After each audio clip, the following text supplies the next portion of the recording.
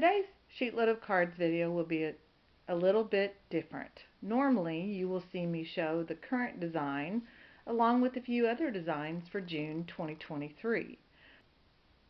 If you've been watching my videos, you know that I'm planning to do, and I'll just call it my June 2021 rewind video today. First, let's take a look at some of the supplies we'll be using. Today we'll be actually creating our own background.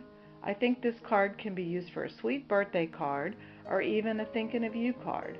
I wasn't sure when I started, so you'll see some supplies change along the way and even the design as well. I grabbed some papaya and Sundance dye ink. I have some Sundance paper as well, and I believe the orange is the nectarine. But whatever supplies I use today, in the end card, I will put that out in the description box for you. So I'm taking my rubber stamp, which I don't use often, but I do love this scripty stamp writing on it. Today's technique will show you don't have to have a stamping block or even a stamping tool at times. You can basically lay the rubber stamp down, ink up the stamp, and just lay the cardstock on top of it instead. Just put a little pressure, in my case, move it around a bit. I will say if you care about where the writing is or want people to read it, you'll need to be more careful. But you can see today, mine is just for a look. You can see I'm moving it around just to get some of that writing look. My goal is to recreate a similar design from the June 2021 cards. Here's a look at them. I think it's hard to see, but that scripty look was a pattern paper that I got in my You Are Enough kit. Again, I'll link all the supplies in the description box. Now let's take the background and cut it down. I do this quite often. I make my base larger than it needs to be, and then I just cut it down as I need to. Now obviously, if you were making a sheetload of cards, you would cut each to the size of your sketch. However, I'm just making one card today to bring out this great design. Now as I'm thinking through this design, I wanted to bring in more of that papaya color. So first, I grabbed my base and sponged around the edges. I went in about 1.5 inches because my background cardstock with the script on it is 3x5, so that should be plenty.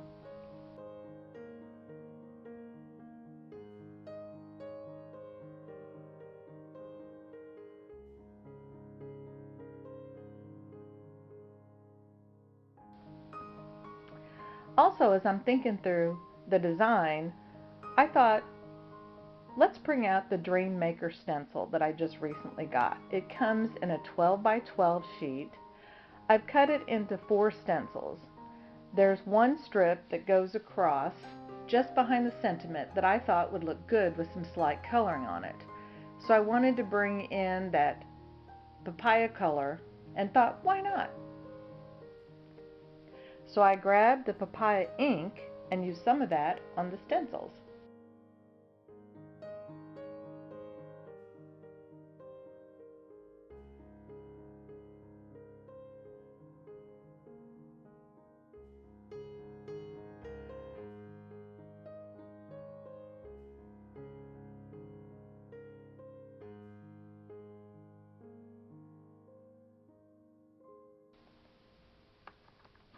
Now let's get our focal point done.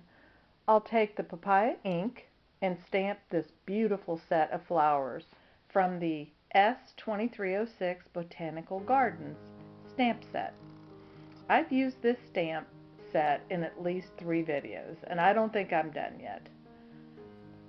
I have a few more ideas for this set. I'm still thinking through that. So I actually cut out 2 of the centers of my postage stamp.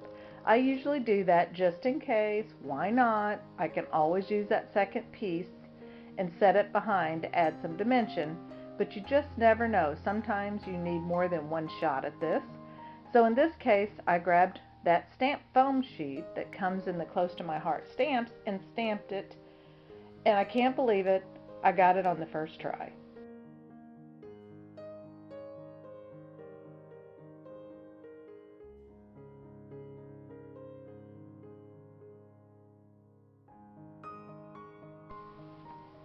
So let's start putting it together. Here's a trick that was done previously in the June 2021 cards. And it's definitely a good one to share again. Because the design is meant to be behind the sentiment, you can save paper by cutting the strip in the middle. It goes behind the sentiment anyway. So I take this little 1-inch strip and I cut it in half, but I cut it at an angle. That way I know which goes on each of the ends of that white background.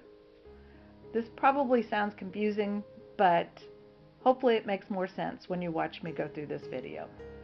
And let's face it, our desks get a little messy when we craft, and this will help me keep the right strip in the right place. I'll add our homemade pattern paper, the scripty base that we inked earlier, also the inked base in papaya. Then we'll add that to the card.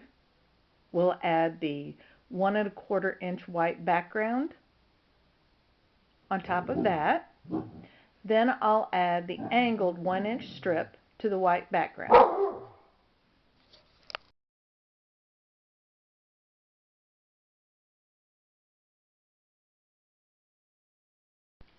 Now I want to add dimension to the little flower focal point and the actual postage frame.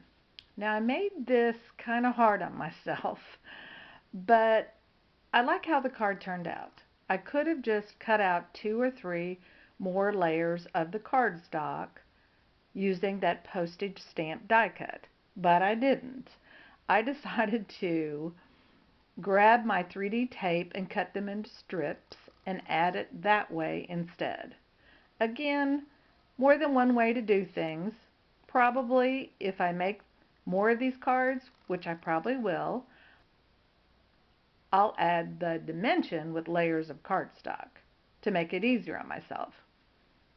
If I get that done, I'll add it to my end of month video, which is coming out in a few days.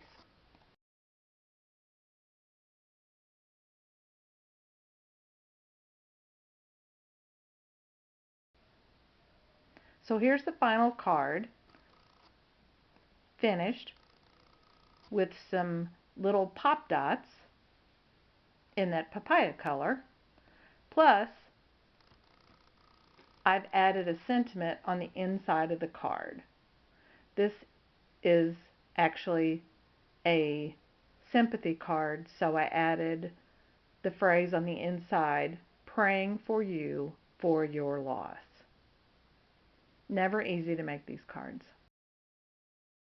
I hope you enjoyed this video. If you do, hit the subscribe button and like button, and obviously you'll want to hit the notification button because you'll want to see them as they come out. Thank you again for joining me, and until next time, have a great day.